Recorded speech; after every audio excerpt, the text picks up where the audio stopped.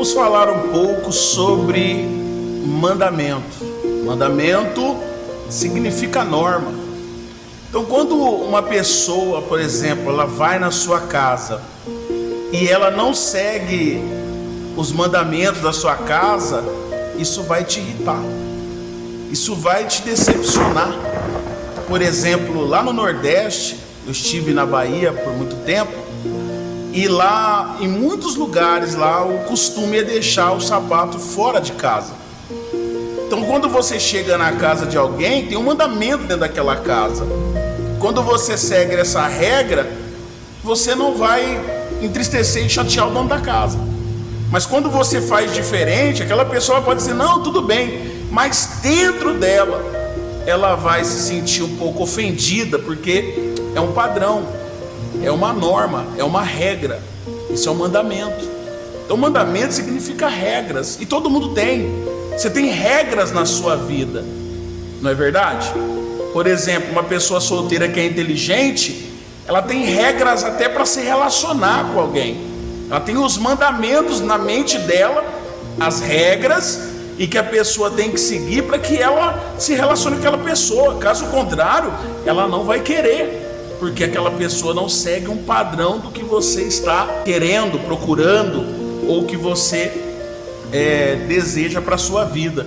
Então todos nós temos regras, né? O mandamento é para diferenciar que vem de Deus, mas são regras que todo mundo tem a sua.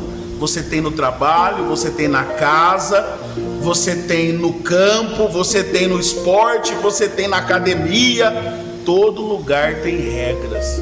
E quando você obedece a regra, você segue um padrão, o resultado é esperado já, porque para isso que existe padrão. Quando você vai fazer uma comida, por exemplo, você segue uma regra, um padrão, e o resultado sai semelhante. É sempre assim.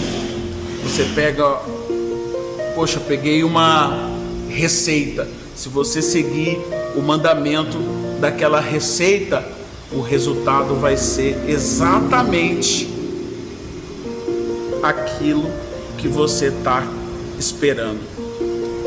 Isso chama-se mandamento, seguir uma regra. E assim é Deus. Deus deu essas regras, não é para nos enfadar, nos cansar, nos prejudicar, dificultar a nossa vida, não. É para que lá no final da nossa vida venhamos ter o resultado esperado, que é a salvação eterna. Pessoal, vale a pena você abandonar as práticas mundanas para seguir as regras de Deus e lá no final da receita desfrutar do que Deus prometeu, tá bom?